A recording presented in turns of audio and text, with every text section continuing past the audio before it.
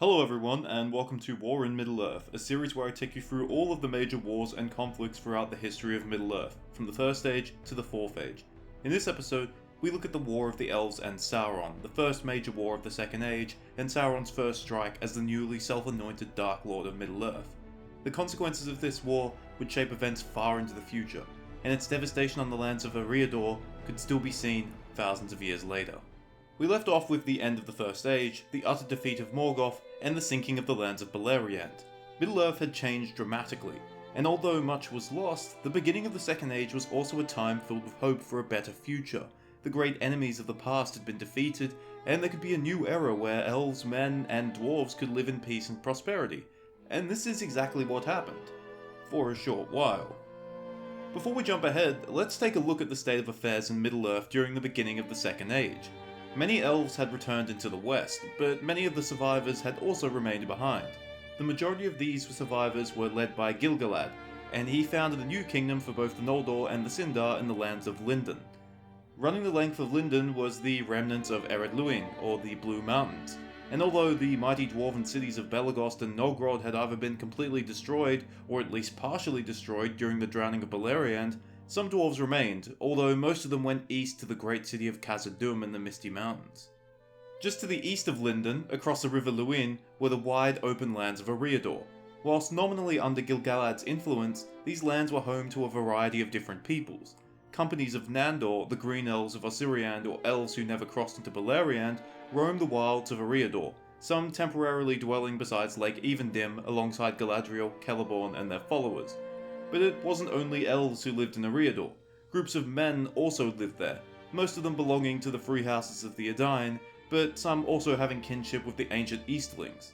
These men either never crossed into Beleriand or either returned to Eriador during or after the First Age. Further east, we have the Noldoran land of Eregion. Now, Eregion was actually founded in the year 750 of the Second Age, so a fair ways in, and its lord was Celebrimbor. I haven't really mentioned Celebrimbor, but he was the son of Curufin and the grandson of Feanor. He's a mighty craftsman like his father and grandfather, and unlike them, he was never bound to the oath of Feanor, so he's kept his hands relatively clean through the First Age, and didn't actually take part in the Second and Third Kinslayings. Right next to Eregion is the dwarven city of Khazad-dûm, later known as Moria, and the elves of Eregion and the dwarves of Khazad-dûm get along pretty well. Across the Misty Mountains are two more major elvish realms, Lorinand, later known as Lothlorien, and Greenwood. Both of these forests have been populated by the Nandor for thousands of years, but come the Second Age, they take Sindarin lords, formerly from Doriath, as their kings. The king of Lorinand is Amdir, and the king of Greenwood is Orifer, the grandfather of Legolas. Interestingly enough, these two lands diverge in opposite directions. The elves of Lorinand become more like the Sindarin, whereas the noble elite of Greenwood become more like the Nandor, or the Sylvan Elves as they were known by at that point. The rest of Middle-earth is vast and untamed. Men and elves both live scattered across different lands, in the south and in the east, but also in the lands that would come to be known as Gondor. At some point, an elven port called Edelond is founded there, and it's said that at some point during the Second Age, even Galadriel and Celeborn would dwell in those lands. Now, I have spoken of Middle-earth, but the true power outside of Valinor would not reside on Middle-earth, but on the island of Numenor. Here the survivors of the Edain build a mighty civilization, and from their island, they would have a huge impact on the events of Middle-earth. So for the first 500 years of the Second Age, Middle-earth is free of problems. Most of Morgoth's former servants are scattered or in hiding, but this changes around the 6th century. This is when Sauron returns. Now, Sauron has been hiding for several centuries now. He briefly considered seeking forgiveness after Morgoth's defeat, but was told by Eonwë that he would have to submit himself to justice in Valinor. Sauron, of course, would have none of this, so he hid, but as the Second Age continues, he grows quietly confident that he can perhaps fill the shoes of Morgoth himself. At first he remains in the east of Middle-earth, building up his power base of orcs, men, and other evil creatures that once served Morgoth. However, his confidence starts turning into alarm, and this is because of the Númenóreans. In the year 600, the Númenóreans first return to Middle-earth, re-establishing their alliance with the elves, but also befriending the men who live along the coasts. They begin to establish outposts, the first being Londair in Eriador, and they start exploring the vast coastlines of Middle-earth, even sailing far into the south or east. Sauron is worried by the growing influence of the Numenorians, so in the year 1000 of the Second Age, he first arrives in the lands of Mordor, choosing it for his seat of power and beginning construction of the first tower of Barad-dûr. This is when Sauron begins concocting his plans. He wants to rule all of Middle-earth, but he needs to find a way to achieve that. You see, unlike Morgoth, Sauron prefers to dominate and control his enemies instead of simply destroying them. That's not to say that he has issues with destroying people, it's just that it normally isn't his first preference. This is how Sauron conceives the plan of the Rings of Power. I don't want to go into too much detail because going through the Rings of Power could make a 20-minute video by itself. Simply put, Sauron decides he wants to dominate the Elves of Middle-earth. He goes to Eriador around 1200 of the Second Age, using his disguise of Anatar, Lord of Gifts, and attempts to befriend the Elves. And that's befriend in quotation marks. Elves like Gil-galad and Galadriel, although they're not aware of his exact identity, don't trust Anatar, but he is received by Celebrimbor. With Anatar's help, Celebrimbor forges the 7 and the 9 Rings of Power in the year of 1500. And shortly afterwards, Anatar departs Eregion, his purpose fulfilled. Although we know that Anatar is Sauron, the elves did not, and Sauron is returning to Mordor to forge the One Ring, the Master Ring. With the One Ring, Sauron can dominate and enslave the wills of those who are wearing the other Rings of Power, and this was his plan, dispense the Rings of Power amongst the elves and then slowly bend them to his will. But there's a problem. 10 years earlier, Celebrimbor forged the Three, Nenya, Naya, and Vilya. They're forged using the same craft that Sauron taught, so they're still linked to the One Ring, but because the Three are good rings, the wearers immediately became aware of Sauron the moment he started using the One Ring. In that moment, Celebrimbor realizes that he's been duped, and the Rings of Power are locked away in Eregion. Sauron is furious, because in his mind, Celebrimbor has betrayed him, even though he had totally already betrayed them.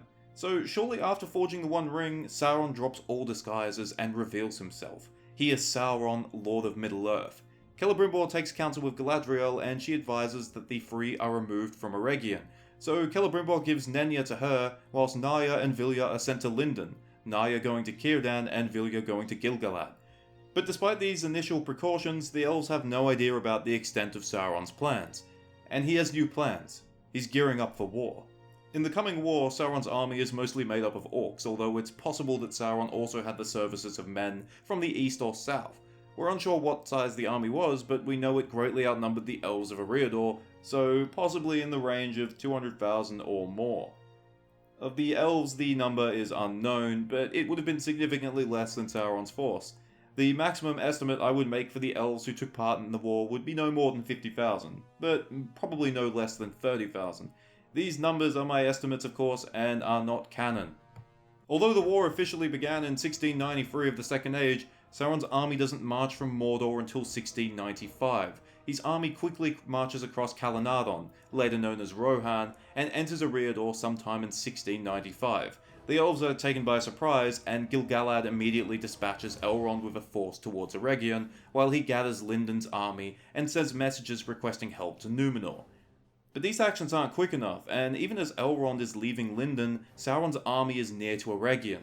To buy time, Celeborn leads a sortie against Sauron's vanguard, and although he finds initial success, he and his small force are cut off from returning to Eregion.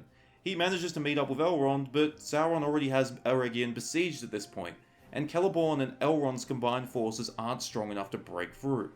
But Sauron has no intention of being a sitting duck. He splits his forces, the vast majority of them remaining in Eregion, but a portion of them are ordered to deal with Elrond, whereas others are dispatched across the wide defenseless lands of Eriador to pillage and raid. The speed at which Sauron struck and the size of his armies leaves the elves on the back foot, and they can do little as Eregion is slowly whittled away.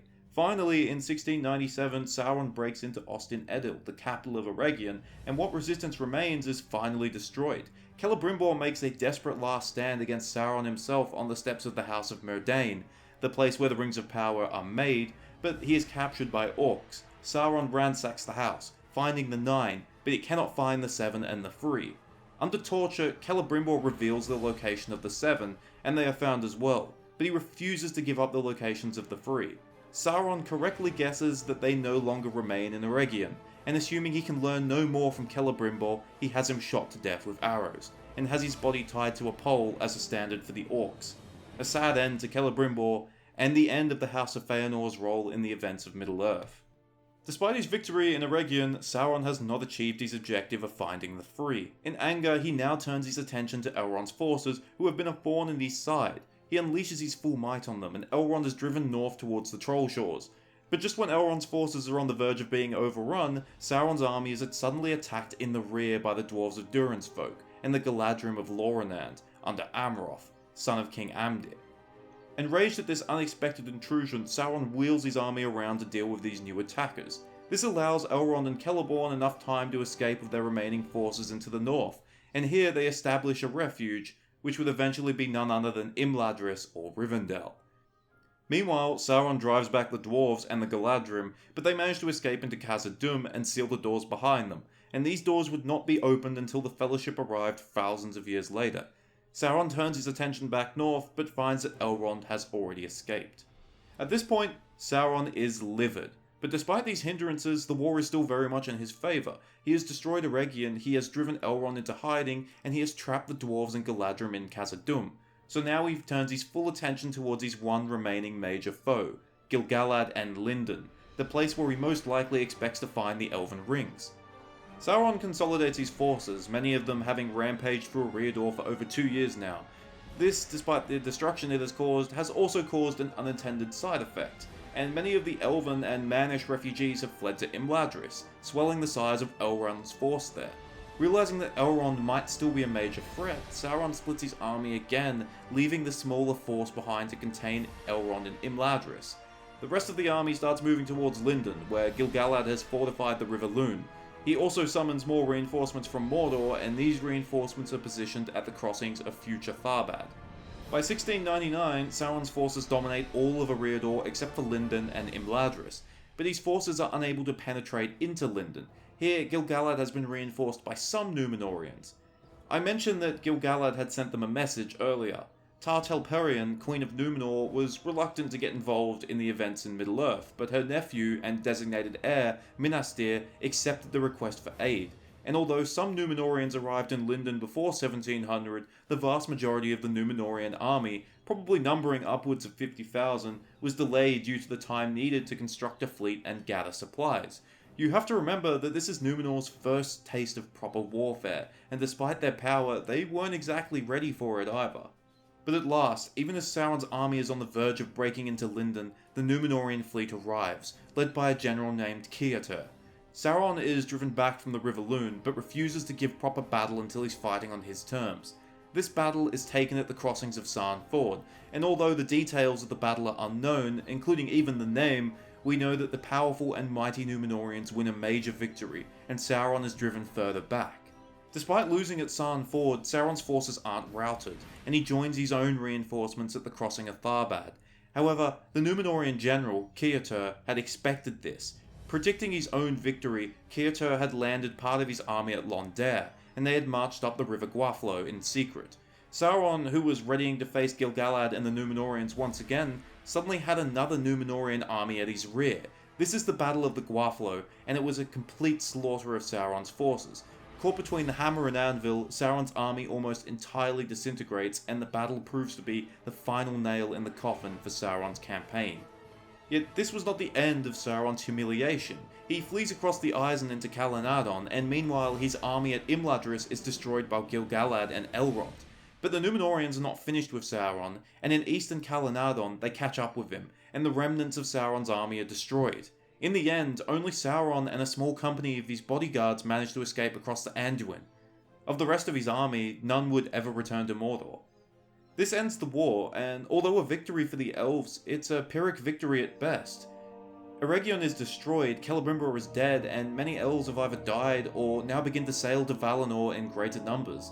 The lands of Eriador have also been heavily devastated, and many of the men and elves who lived there have been driven off and killed. The great forests of Enedwaith and Minhiriath and southern Eriador have been burnt away by Sauron's armies, and these forests would never recover. This has a knock-on effect on the Numenorians. The port at Londere, now unable to source timber, declines in importance, and the Numenorians now focus more on the lands to the south. Once a racial and cultural melting pot and an economic hotspot, Eriador begins to decline into a backwater, and it would mostly remain this way for the thousands of years to come.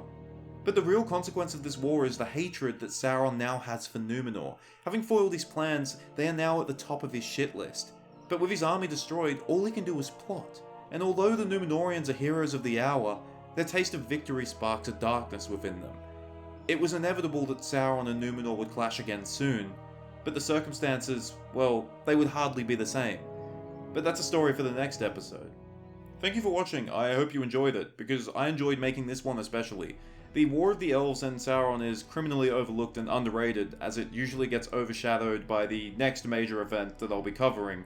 Points to you if you can guess what they are. Anyway, stay well, don't let 2020 get you down, and remember, if you're fighting a major war, never ever underestimate the island nation with a giant navy that rules the waves.